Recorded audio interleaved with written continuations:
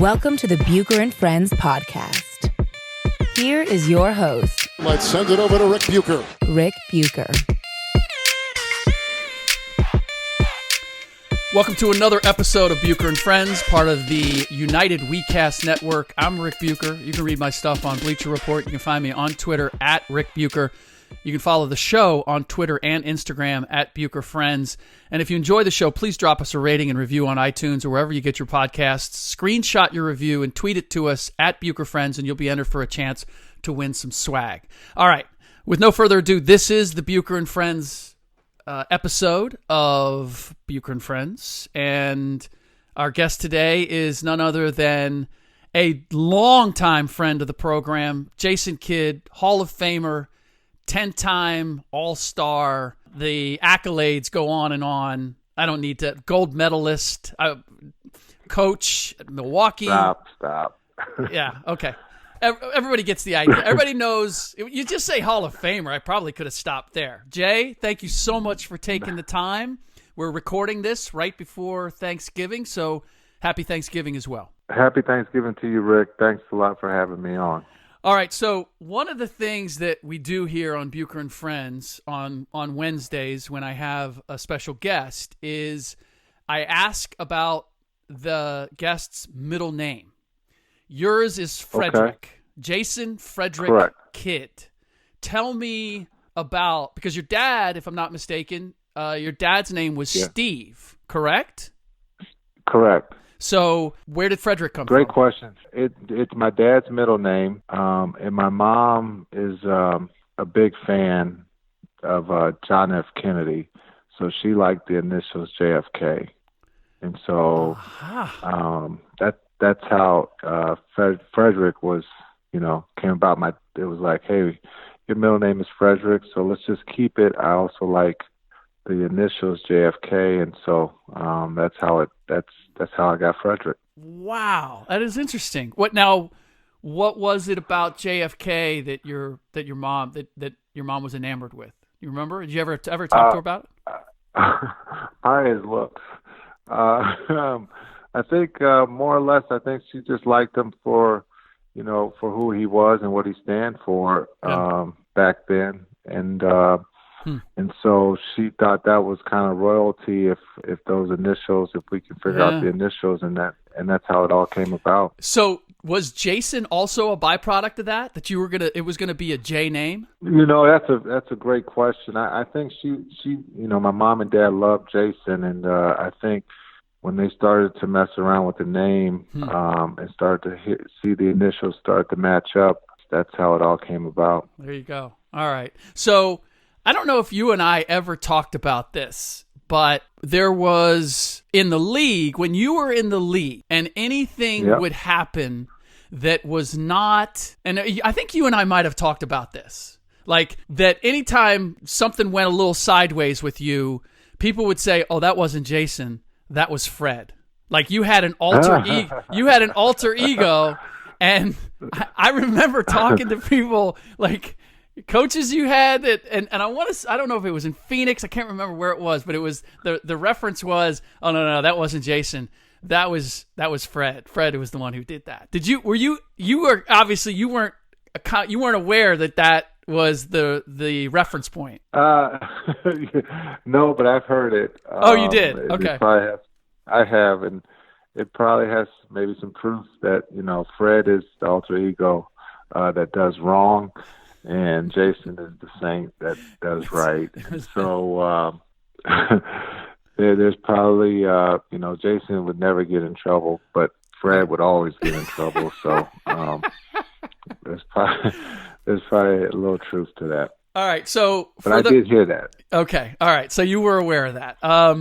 So for those who may not know, Jay and I go way, way back, and the thing that I always think of is when we were in Puerto Rico, and we got a crew together, and we went surfing in Puerto Rico, and then I think we went out to dinner. That's right. And so I was just thinking about that and wondering what is the thing that you remember the most from that trip? Well, trying to I think Puerto Rico was a great trip. had the opportunity to play with, some future Hall of Famers and Hall of Famers. I think Gary Payton and Tim Duncan were on that team. Kevin Garnett, I think, was on that team and qualifying for the Olympics. But I think what stood out about that trip, what you just brought out, was going surfing or attempting to surf in Puerto Rico, which is extremely hard. And I think we called it the school bus. Yeah. Because the board was so big, I think 3 people could get on it. Yeah. But just how hard it was to do something different out of our element, going to do something that we're not very good at, but you're very good at it. And so I think we were all in awe that right. You could do that. Yeah. But it was that trip was fun because, you had so many different personalities on that team, but there was just one mission, and that was to qualify for the Olympics and play the game the right way. Right. Now, it's funny you talk about your opportunity to play with Hall of Famers and great players on that team, and you did a piece in the Players Tribune this past fall, and you talked about your opportunity to go to different places and play alongside all these great players. And it's an interesting perspective, Jay, because I think a lot of people look at you, and without obviously being in the Hall of Fame, I mean, you're there or you're equal or above some of the guys that you've mentioned. What is it that, how is it that you have the perspective that you have? I think that comes from my parents, just being humble, understanding it's not about me, it's about the team. Fred would be more about himself, and I'm just joking. Yeah. But it just comes from my parents working, having one job for Bank of America or TWA, always, giving respect and also giving credit to other people and not making it about yourself. And so that's how I've always looked at the game. It's a team game, but there's always going to be someone who's going to have to take the blame. And so understanding how to do that at a young age, very lucky to have coaches like Frank Laporte be able to put me in front of the camera and talk to the media as a high schooler.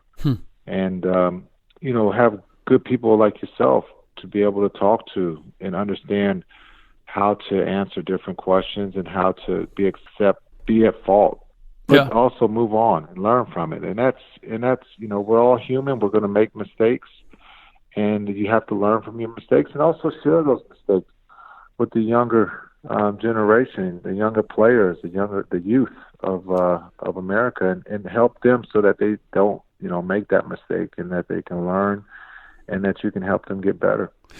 Well, I know that you and I have talked before about the influence that your parents had, your dad and your mom. And I wonder for you now, because for those who we were trying to organize or schedule this podcast, and we were going to do it earlier, and then I get a call from Jason saying I have to go to the Thanksgiving Day or a Thanksgiving parade, and I assumed it was at school since it's not Thanksgiving yet. And I thought, and my first thought was, man, how times have changed. Like you've been domesticated. But I wonder, as you now are, a full-fledged parent, as you were telling me, your son, the third grader, Chance, is going to be playing in the Suns Arena in a championship game. What is it? What's it like for you to be at this stage with your kids and think about the impact that your parents had on you? It's fulfilling. We've talked about this as a family. It's kind of been talked about because it hasn't even been a year since I was let go by the Bucks, and so to be able to participate, to go to the parade, to be able to drop off pickup.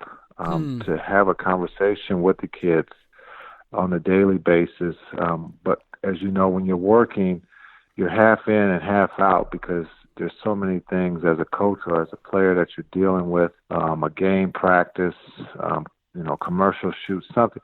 So now that to be a parent, I kind of get, what my parents had to go through, driving me to different practices, games, and so it's been cool. It's actually been really, really fun to be a part of their lives. And so, because I haven't had the opportunity, so this has been great, and I wouldn't trade it in for anything. And so this is, I wonder, because there was a time where you were trying to be a parent while you were playing. How new is it just for you to whether it was being a player or a coach? Like I want to say this is like the first stretch you've had of any significance where you just had it to yourself, right? Yeah, this is the first stretch ever. If you talk about basketball life, you go from high school, college, to the NBA, and then you just keep going, and you go straight from playing to coaching. So to be a normal parent this is great. This is what everybody should go through as an athlete or entertainer, because time flies. It goes by so fast. Father Time always wins. Your career will come to an end, and you'll be a parent. And not saying that I wasn't a parent or trying to be a parent as a coach or a player, but there's just not enough time in the day to do both at a very high level. Yeah. And so it's been great to be around the kids and my wife, and so I think to be domesticated, like you said, like to be able to take the trash out, to do certain things around the house that you normally wouldn't have time to do. Right. Well, and with this experience, how does it shape your view of getting back into the league, getting back into the game? Obviously, the success that you had in both places. I mean, there's no question. Yep. You can coach in this league.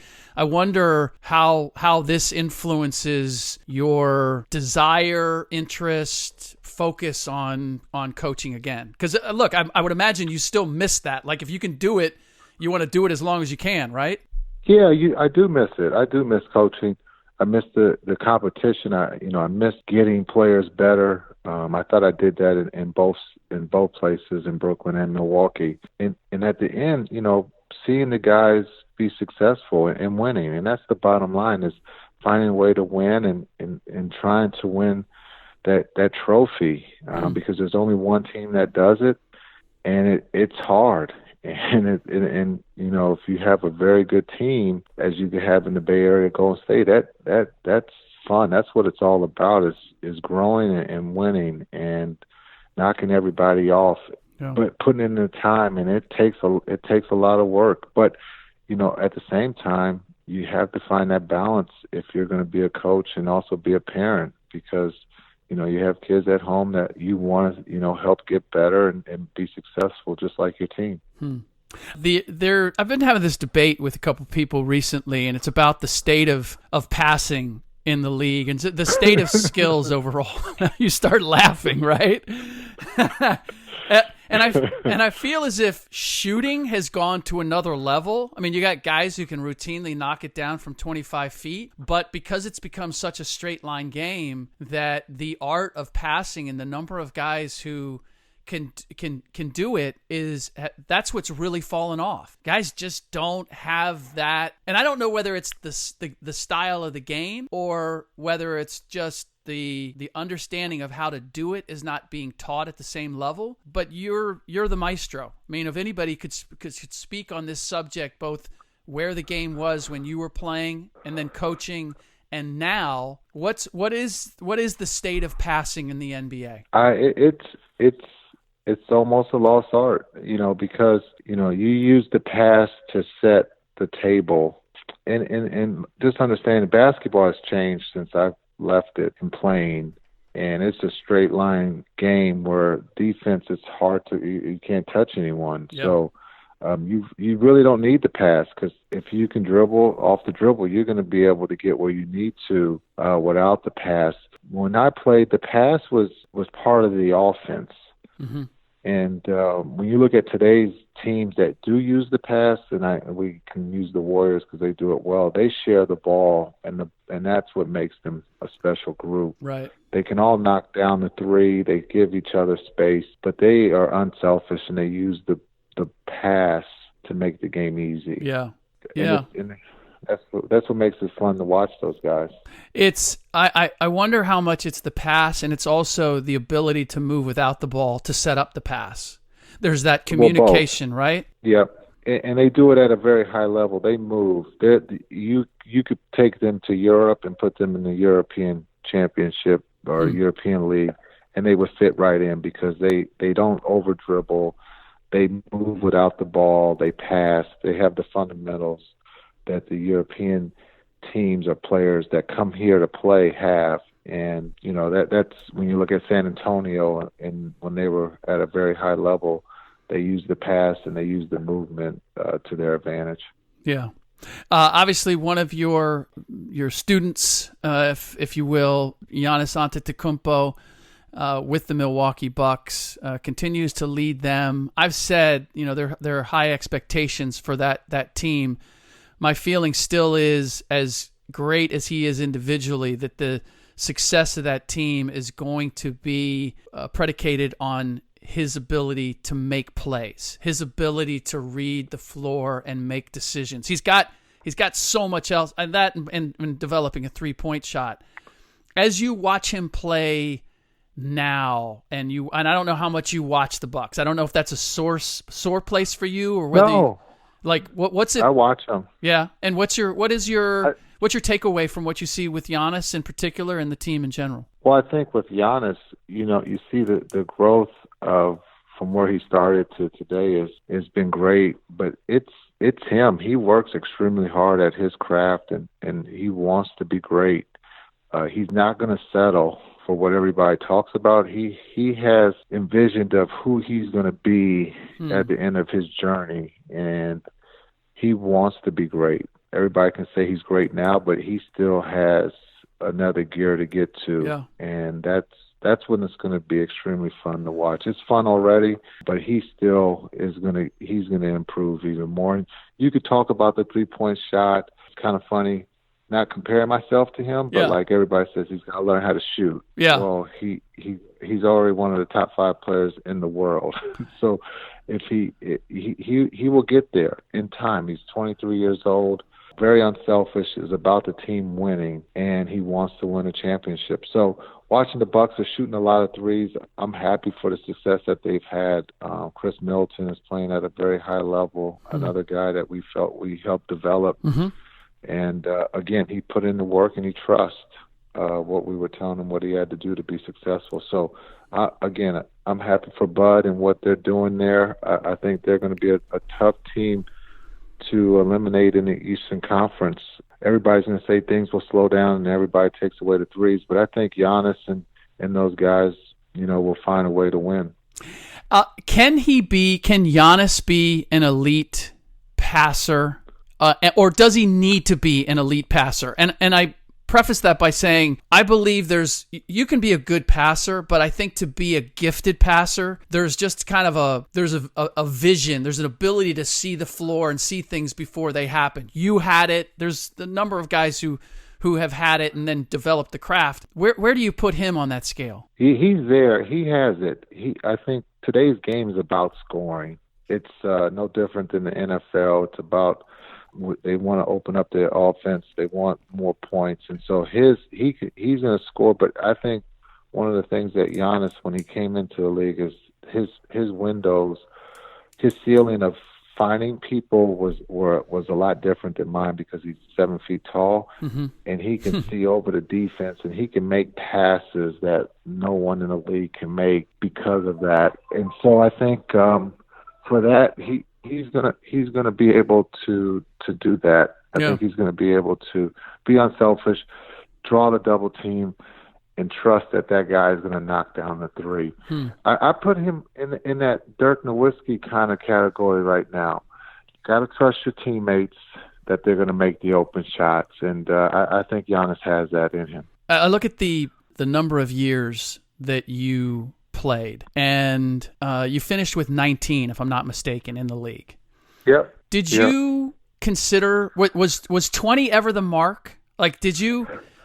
Because that's what a lot of guys are like. I want to play 20 years, right? And I wonder why you stopped when you did. No, that's a great question.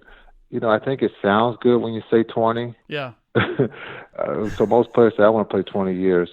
I went as far as my car could go. The car had no gas. The car in that Indiana series when I was with the Knicks. Yeah. I got in the car to start it, and it kind of like it kind of backfired a couple times and let me know that we're on fumes. You got to get to a hill and just coast down. And you're gonna have to walk the rest of the way. So that's when I went to Woody, and I told Woody. I was very honest. It was a very honest moment when I told Woody, I'm done. And I have no gas. And we were in Indiana. And I told him I can help you at the end of the bench, but I can't. There's nothing I can do on the floor. Even if you think I could be a decoy, I can't be a decoy because I can't. I'm decoying myself. So that was in the midst of that series. It was in the midst of that series. I told him and it wasn't because I was 0 for 16. Yeah. It was because I had no gas, and I came to understand, and I had to be honest. Yeah. Like there's nothing I could do. The basket looks like it's 20 feet high. Yeah. The floor looks a little bit longer, and the ball is not bouncing back up to me. So let's just, before I embarrass myself or hurt, I'll take care of the end of the bench. Did that suddenly jump up on you, or did you see it coming? No, I think I thought I was having a great year. And, when we look back at that year, Raymond Felton broke his hand, and I think we played a little bit, early in too many minutes throughout that season. And so, but it was for the team, and I thought, look, we were rolling, we were doing everything right, and we had a great year. But coming into that second round of the playoffs, I went to, like I said, I went to the car to start it, and it wasn't where we needed jumper cables or where there was no gas in that tank. And at that point, I've always told myself I never want to leave the game hurt with an injury where I'm rehabbing to come back to not play, but just to be, to be healthy. So right. I was very, very honest with Woody. I didn't want to hurt the team in any way, and it was kind of a moment, a gut check. Like, this is it. That's it. The shoes are going up. Would it have been any different if the minutes had been different during the course of that season? Because I think there was some criticism about that they burned you out early because of that situation with Raymond. Yeah, with Raymond. Yeah, here. I mean, when we look back at it, we could rewind in time. Raymond was playing, I thought, at an all-star level before he broke his hand. And we're only in the moment. I understand now, being a coach, you're only in the moment of, like, I need my best players on the floor that can help me win. And we were winning. And we went with it, and we were winning. We found a way that we felt, hey, let's not think about the future. Let's just stay in the moment. But if we thought about it, maybe we probably could have did less minutes. But it's not Woody's fault. It's not anyone's fault. It's just, I was old. I was an old horse ready to go to the glue factory. Now you announced your retirement, I think it was 2 days after Grant Hill did, and you guys were obviously co-rookies of the year.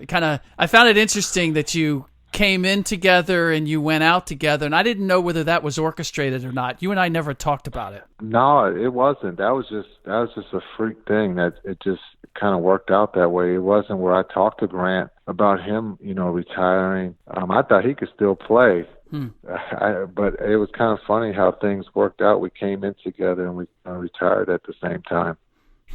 Interesting. So you're also, if I'm going to wrap this up, but you were working on a degree last I talked to you. You were not only a dad and a husband, but you were a student. What's up with that? I'm still taking my classes online, working to get my degree, as we talked about last time. So nothing's changed. I'm enjoying, being a student, working to get my degree. So when it comes time for my kids to ask about going to college, that they have to get their degree, I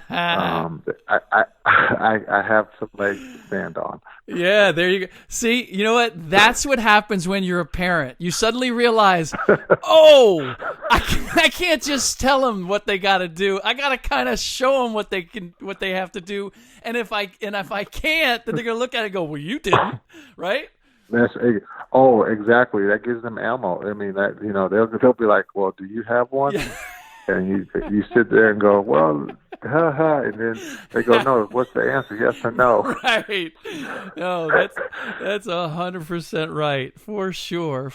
So what's next for you? Like, is there a plan? Is there a thought about, getting back in the league? Like, what are you preparing for next? Yeah, it's funny because we're not even at a year yet, but we're closing in on a year of being out. So I've literally had a year of not doing anything basketball related.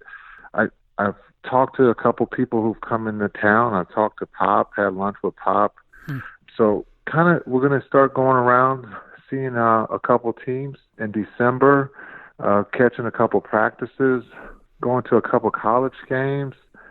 And slowly starting to get back into basketball. And again, hopefully there'll be an opportunity to get back into coaching. Well, I certainly wish, in the meantime, a happy Thanksgiving to you and yours. Really appreciate you taking the time. Next time I am in Phoenix, we will go out and shoot some billiards and see where your game is on that front. I assume your golf game is totally on point right now.